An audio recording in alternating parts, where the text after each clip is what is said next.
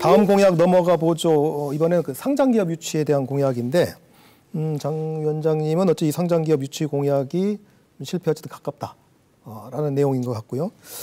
그럼에도 불구하고 신산업 정책 이런 부분에 대해서는 긍정적으로 볼만하다라고 좀 평가를 하셨습니다. 반면에 우리 문희택 부원장님은 이 부분에서 긍정적으로 평가하시는 거죠. 이 주제를 한번 놓고 토의를 한번 해보겠습니다. 상장기업 유치 공약과 신산업 정책이 묶어서 아마 얘기할 수 있을 것 같은데 먼저 왜 실패작이라고 평가하시는지 위원장님 들을까요? 진행자님 쓰시는 실패다, 성공이다 이렇게 나누는 것보다는 긍정적인 측면과 부정적인 측면, 잘한 면, 못한 면 이런 거 그냥 그대로 기술하는 쪽으로 설명을 해볼게요. 상장기업 유치가 아니고 상장기업 20개 유치죠. 오영훈 도정이 내건 목표가 그렇죠. 그런데 어느 한 중앙정부든 지방정부든지 간에 어떤 정책을 기획하고 집행함에 있어서 숫자를 목표로 내걸 때는 굉장히 조심해야 됩니다.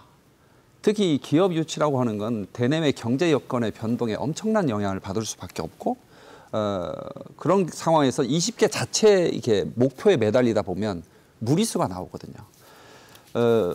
그러다 보니까 상장기업 유치에 관련해서 어느 기업하고 무슨 논의했다, 몇 개를 했다 이런 홍보에 이게 조바심을 내는 그런 모습들이 보이잖아요. 지금 한 10개 정도의 제주 지역에 있는 기업들을 상장시키려고 이제 육성을 하고 있는데 거기에 들어가는 대부분의 지원 항목이 회계 자문, 기술 평가, 상장 컨설팅 이런 것들이거든요.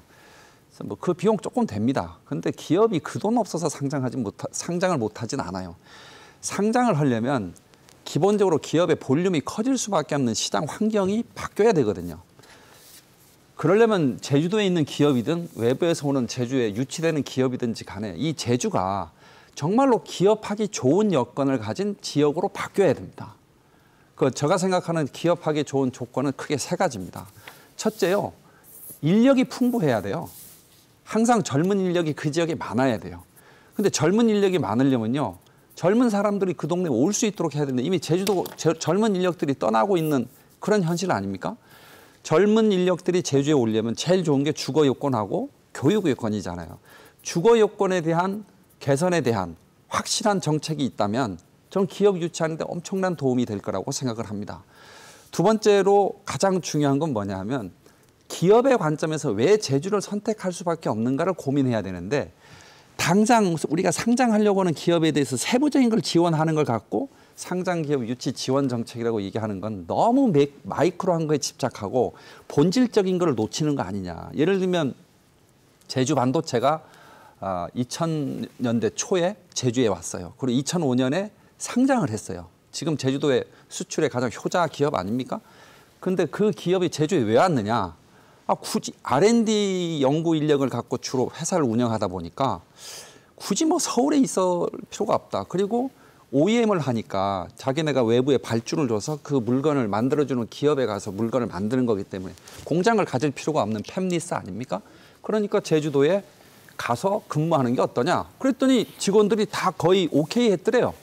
그래서 왔어요. 그러니까 연구 개발하기 위한 환경적인 자연 환경이나 그 주변 여건이 좋고, 두 번째는 그러면서 기업 비즈니스 활동하는데 장애가 없는 그런 업종들이 어디 있는지를 좀 더 면밀하게 찾아서 전략적으로 그런 쪽에 좀 집중을 한다면 그런 기업들이 좀 많이 올 거라고 봐요. 그래서 어찌됐든 그 상장기업 유치에 대한 시도는 굉장히 높이 평가하는 거잖아요. 그거에 대해서 디테일한 부분이나 이런 부분에서 약간의 문제점들이 있다라고 지적을 하시는 것이고 저는 그렇게 이해하고 넘어가도록 하겠습니다.